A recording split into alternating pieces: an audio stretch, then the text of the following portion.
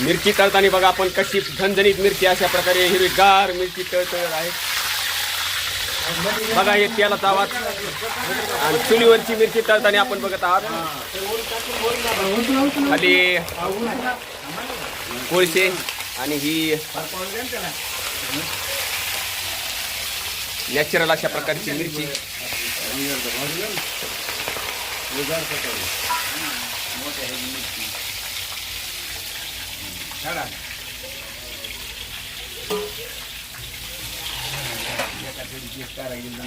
इथं जिलेबी ही मिरची काढली आहे.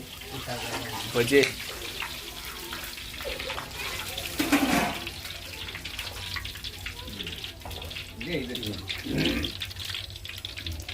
सगळी चूल कढई झाऱ्या. चला ह्याला मीठ टाका बरं.